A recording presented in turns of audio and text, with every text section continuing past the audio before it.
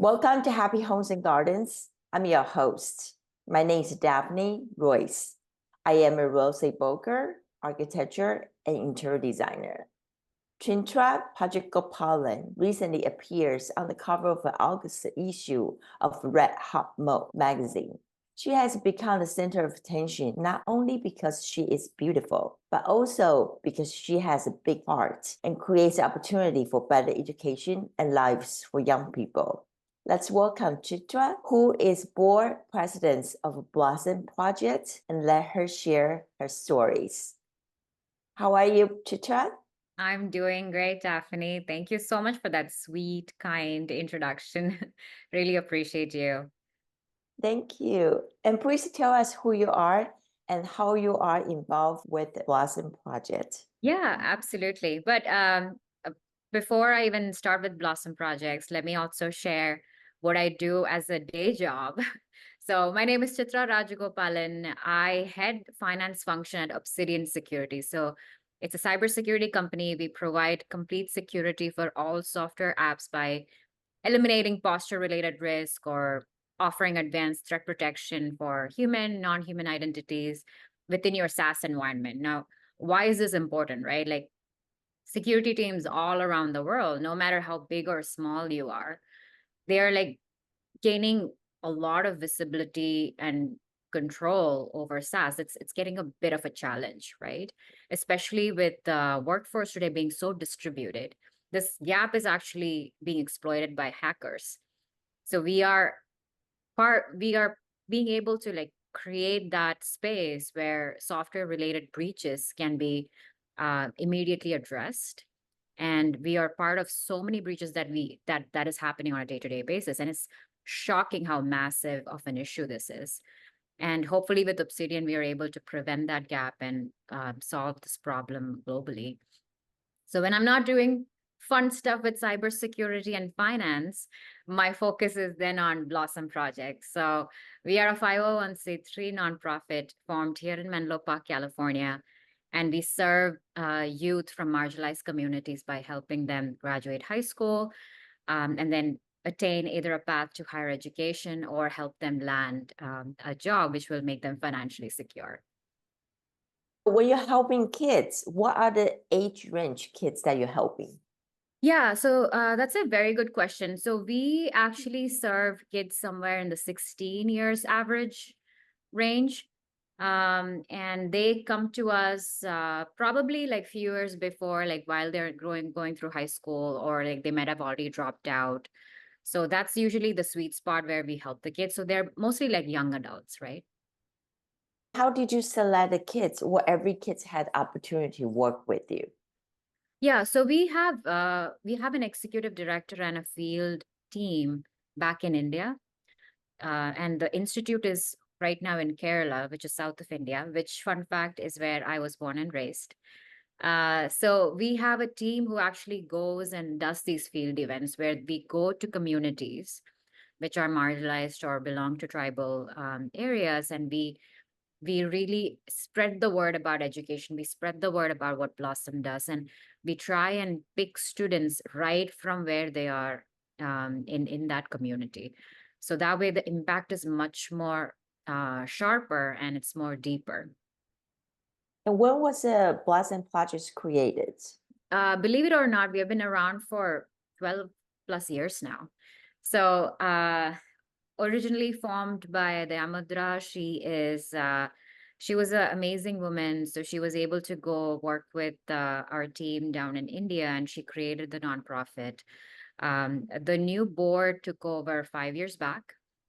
That's when I became part of it as well. And we gave it a facelift and we kind of rebranded a little bit.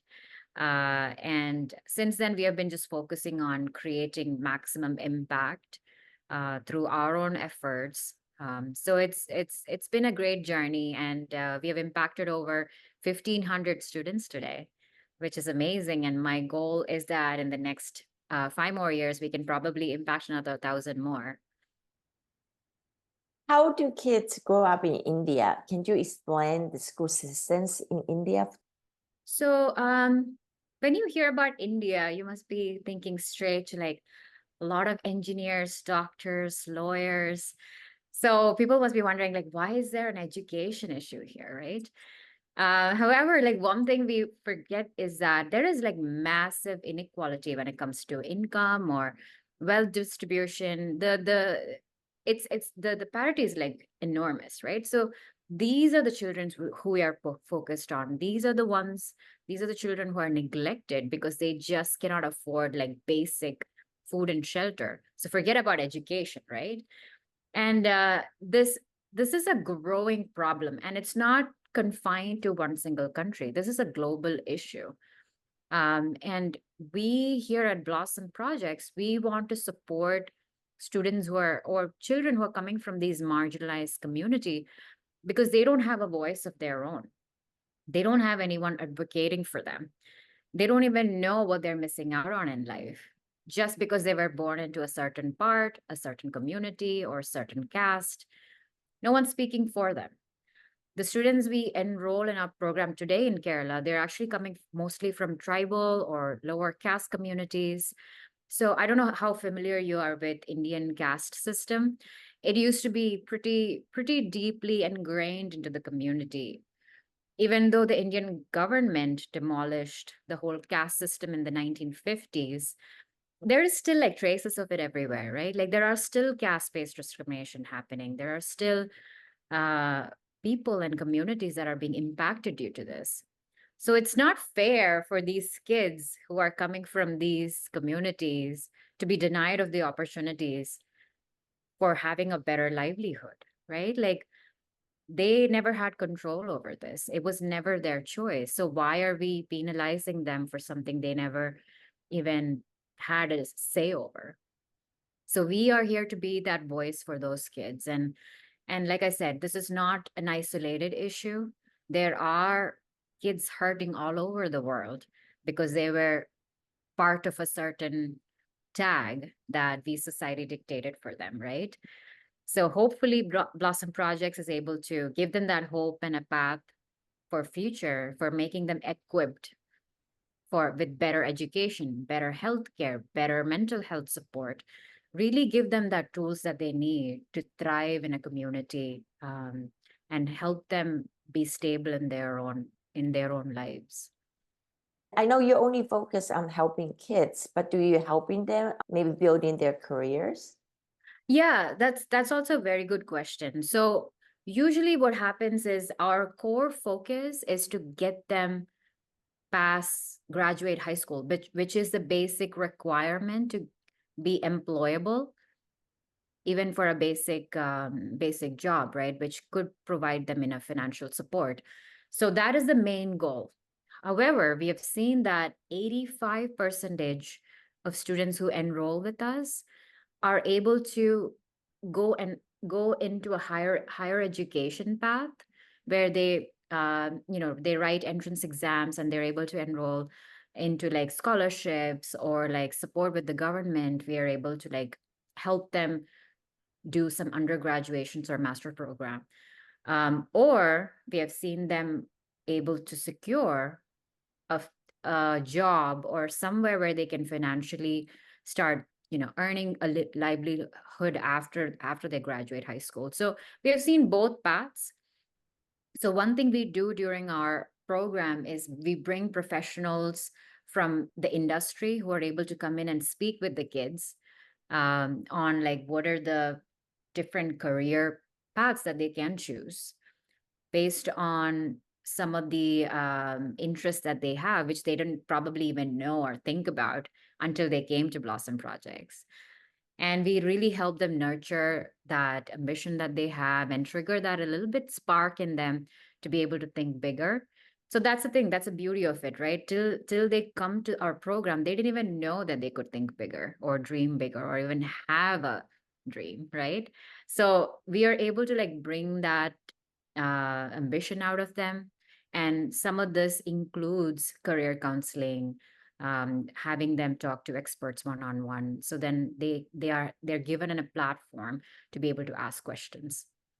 Okay, just out of curiosity, is there also 12 years education in India? Yes. by the 12th grade, they're kind of getting done with the high school, and then they enroll into an undergraduate program. What is important to focus on mental health? Yeah, so I think one main core element of what we do is focusing on marginalized communities or tribal communities. The students who enroll with us from these uh, particular areas, they're actually coming from extreme poverty or neglect. They're usually physically abused or mentally or sexually abused, and they're never given that love or attention that they truly deserve. So, our staff at Blossom Projects are actually equipped to address this. So, just because you get them back into school, there's no guarantee that they would stick with the high school program in actual school.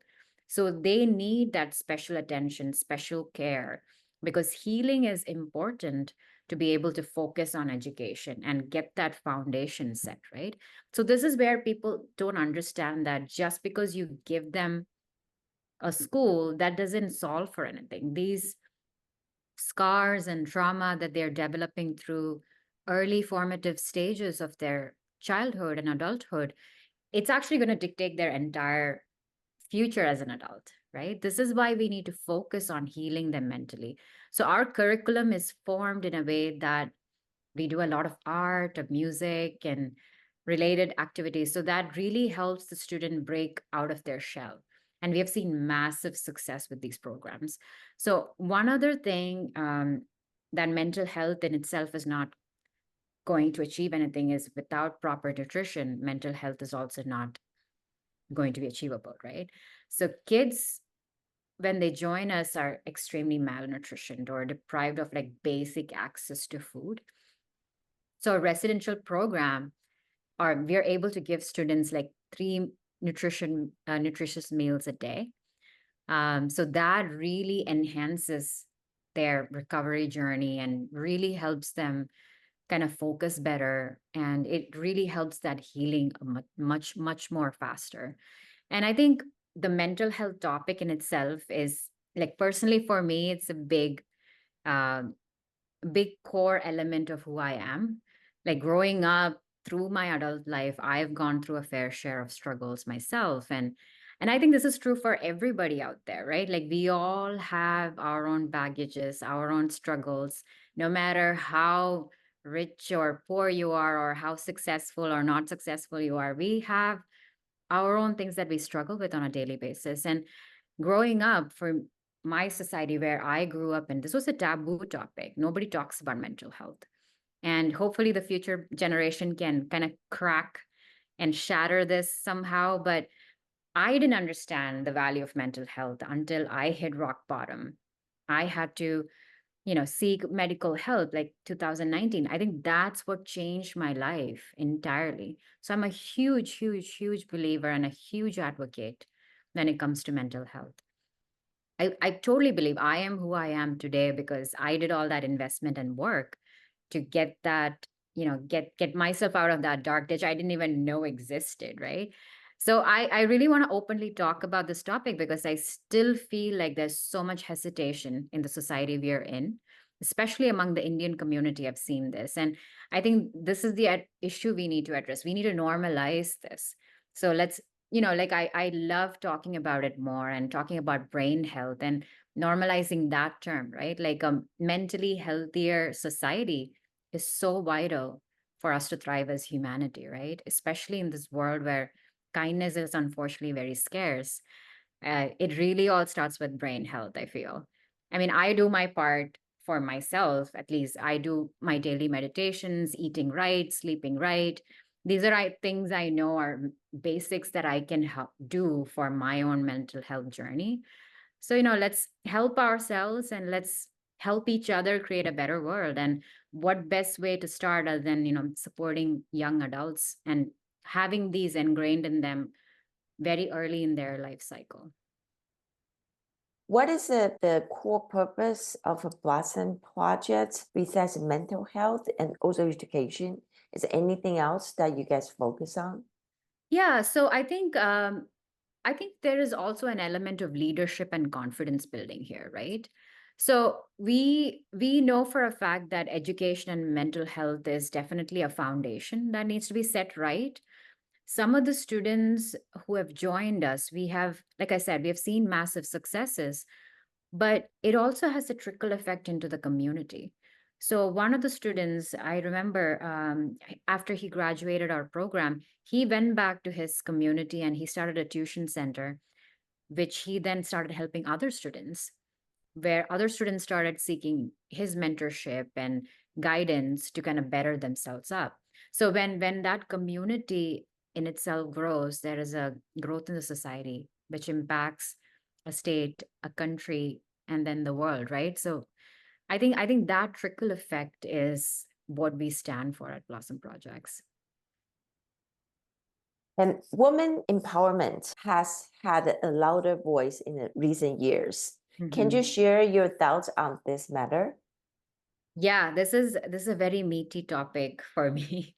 And I would also say that it's a very dear and near topic to my heart as well. I think mental health and both women empowerment, I don't know, I can talk for this for hours, but I was never someone who truly understood the meaning of this term until my core beliefs were challenged, until I had to go through a survival journey. So probably like the better way to address this question is maybe like I can share a little bit about my personal journey.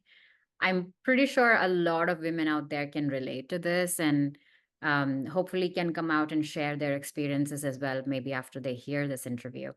So I grew up in a very traditional family where I was literally raised to be a wife by a set of parents who are very highly educated and they had their own careers. But for some reason, daughters were always, this fragile time bomb that they just had to like get married off before they turned 23, God forbid. So which my parents did too. So I went through an arranged marriage many years back, where my mother pretty much chose my future husband through a matrimony website. So I think the easy way to explain this, it sounds ridiculous to me now that I think about it, but it was so normalized. Like imagine Tinder or Hinge, but then your parents do the swiping. So I mean, I was totally fine with that since it's very normalized. My cousins did it, my friends did it, so sure, I'm gonna do it too. So, I mean, I was 23 and I'm extremely naive. Unfortunately, the marriage didn't work out, and I literally got uprooted because of that, because my ex-husband was here in the US. I had to like shift entirely to the US. I had no family, no friends here in the US. I was very dependent on my husband at that time. But I learned so much from this experience. I pretty much discovered who I was as a person. I uncovered so much self doubt and self blame I had in myself, which I didn't even know existed. This lack of confidence that I had in myself, the validations I kept seeking from my caregivers or spouse. But unfortunately, I had to like hit rock bottom to discover all that, with no money or no support from family in a foreign country. God knows what I'm doing. I was just trying to survive. That's all I did. And thankfully, I had a job, which is why going back to that education, it's so important to have something, an education of some sort where you can stand on your own feet. It's an investment no one can take away from you, right? But I would have never changed a thing going back today, thinking about the whole experience that I had. I don't want to change anything that I experienced, like, because it made me who I am today. So, women empowerment, the term for me is that the self discovery, who we are as women, what are our superpowers? We we don't realize the kind of powers that we have as a woman. Like we are engineered genetically in a way where we are capable of so many things, and somehow society has dictated that she has to be married, she needs to have children, she needs to take care of everyone but herself, deprioritize yourself. In the grand scheme of things, her ambitions, her goals, nobody cares, right? Like why, like who decided all this? Like why are we buying into the system that society dictated for us, right? I think these are the questions I've been asking since I went through my challenges. And it has shaped a lot of my reality and a lot of my thinking. because these were questions no one forced me to ask before I got married or while I was going through my adulthood, which probably would have helped me set up myself better in my future. So I think I love sharing my story. I love expressing who I am today, and which I was not confident before, but today I am. And clearly, this is the biases we need to internally remove. I am someone who have I broke every single thing I was taught and raised to do. And I have like so many friends who have reached out to me asking for help, for other women friends who are stuck in similar situations like this. And if I'm able to inspire at least one person or at least get one person out of a miserable journey they're in, I would see that as a success for myself. And we really need to nudge each other to find our superpowers as women. I feel like sometimes we are our greatest enemies. I think slowly that has to change. Like you and I met very randomly at an event, and you gave me this platform to share my story, right? Like I think we need to do that for women who are able to like, really embrace their true self somewhere. And my friends and well-wishers like yourself have done that to me, and it's time for all of us to pay forward. And this my life has been a great journey. I love where I am, from being a naive immigrant Indian girl who didn't know what a green card even was to a proud American citizen today. And I'm really grateful for being in this country. And I think the experience of the freedom that I didn't even know that was possible, right? Like I have an agency over my life. This unfortunately would not have been possible back in India, even today. Like it's unfortunate that young, ambition, husbandless girls are not able to thrive, and it's seen as a very different in a very different lens compared to here in the US. So hopefully that changes, and I think hopefully we can all embrace women empowerment in itself, in the like in its own essence. It's so powerful for us to be able to help each other out. And in spite of all the adversities and challenges, I really hope women are able to come out and really really celebrate their true superpowers. You think those are superpowers coming from women's would tie closely with the culture and also education? I think there's a little bit of both, right? I when I was like when I was growing up, I was never told anything other than, oh yeah, you're gonna be married. So what's the point of education? What is the point of having a job? So somewhere in my head, I was like, that is true. I'm gonna be married anyway. So maybe I don't have to. But I pushed myself like, no, I do want to get an MBA. I do want to try. I got selected through campus placement at Deloitte. That was my first job. And I was like, no, no, dad, I do want to go and work. I want to experience all that. And it's like, why? Like, I don't get it. So I had to like battle some of that taboo. Like, thank God that I pushed myself to do these things, because my own caregivers were literally telling me not to do it and it's not important, which I never understood. Like, now that I think back, I'm like, where did this all come from? When did society start deciding my future and not me?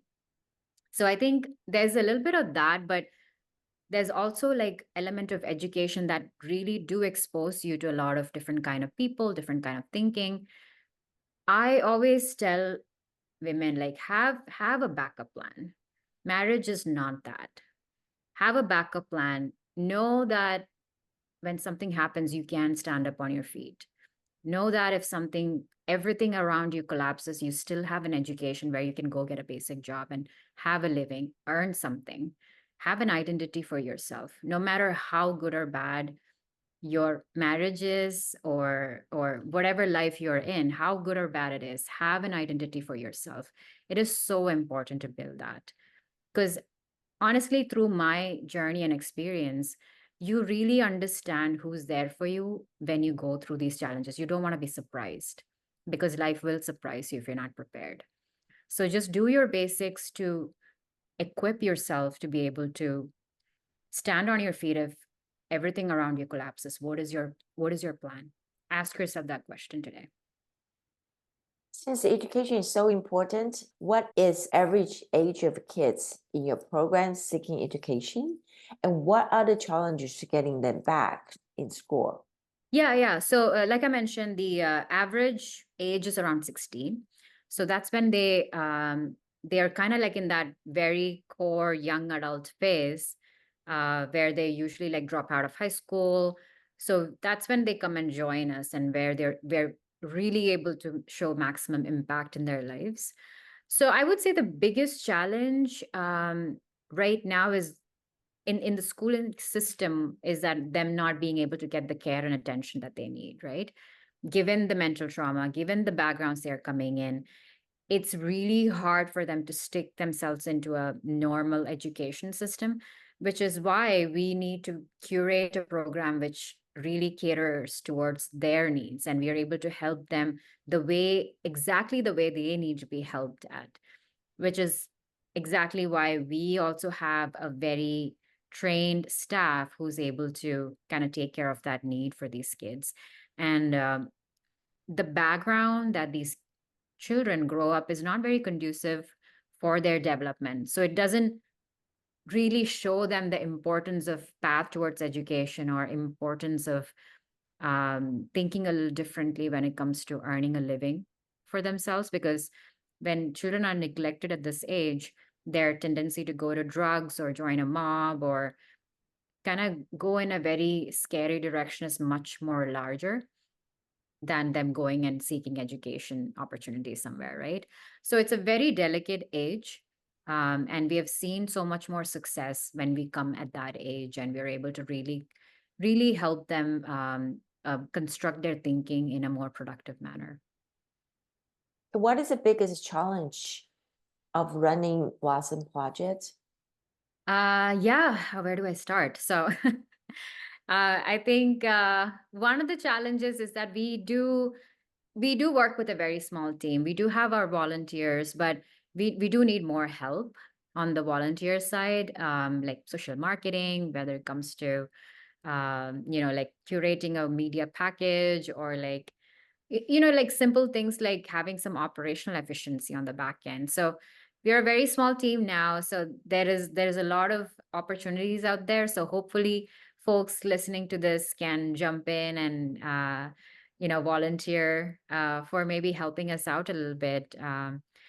And the other thing is, like, we are also expanding our board, so that really uplifts the kind of expertise we're able to bring in to the program, and we are able to expand our network. We're able to expand partnerships that we have. So that is definitely another area where we spend a lot of time kind of strategizing. And as you can tell, like, fundraising is always a challenge, I feel. So that how do you think differently when it comes to fundraising? How are you able to figure out different partnership programs or different grants? These are all very time consuming, and like it requires a lot of expertise, which we are seeking right now through, hopefully through board members joining us.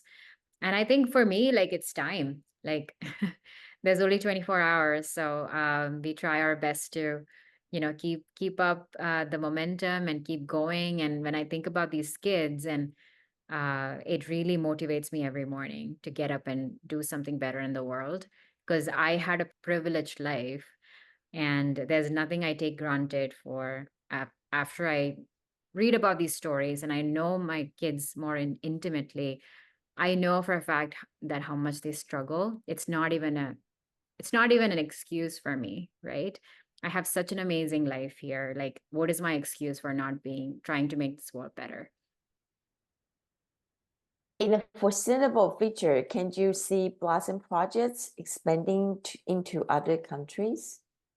Yeah, absolutely. So if you noticed, we are Blossom Projects and not Blossom Project.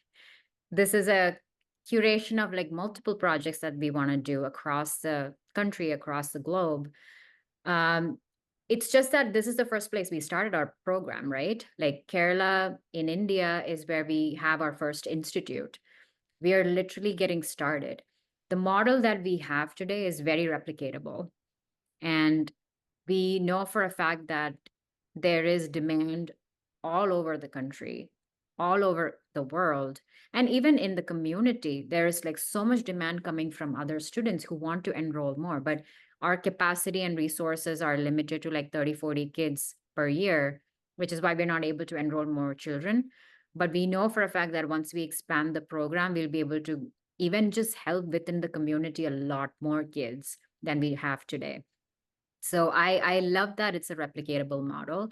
And we have been on the back end trying to work with some of the few partnership initiatives with other nonprofit organizations to expand the program more easily into different locations. And to my point earlier, one of the challenges that we do have provide hostel facility, because these kids that come to us, they don't even have a place to live.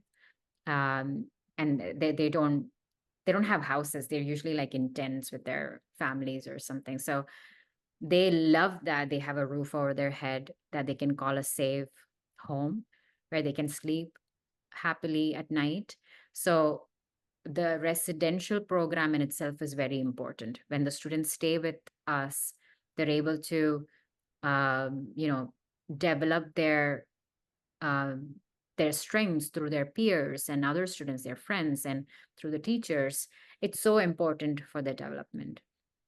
So that program is much more successful than if they didn't have the residential part, right? So that's one of the challenges from expanding a lot more easily, because we will need a facility to support the kids. But with the help of our donors and supporters and sponsors, I'm pretty sure that we'll be able to get to that point soon. It's just baby steps for now. Wow, that's a lot of work for you guys. Yes. And where is the Blossom Project's website, and how can people help you? Yeah, so you can reach us at www.blossomprojects.org, and you'll find everything in there, including the link to sign up for our newsletter. So if you go to our event section, you'll be able to see different events we've been doing, fundraiser events we've been doing. You can check out about the leadership there as well. And how people can help, I would say, is as small as $105 per month. That's what it takes to support one student for 1 month, and that includes everything. That includes their housing, their tuition, their food, their clothing, all the study material that they need, tuition fee for salarying our staff. So all of that is included in this $105, which if I break it down, it's like $3.50 a day. It's like literally a cafe latte, right, that you drink every day. So that's all it takes. That's all it takes to change a life for the rest of their future. So I would love to, really start spreading this word about Blossom Projects. And if anyone out there who wants to learn more about us or support us or wants to donate, you can always come back to the website or email me at chithra@blossomprojects.org. I'm happy to always catch up with you to share more details. But please do check out our website, and please sign up for our newsletter. We would love to share more exciting facts about our kids and how their journey has been throughout their life here in Blossom Projects as well. Thank you so much, Chithra, and thank you so much for sharing this informative information of Blossom Projects. Thank you, Daphne. This was a pleasure. Thank you so much for this opportunity.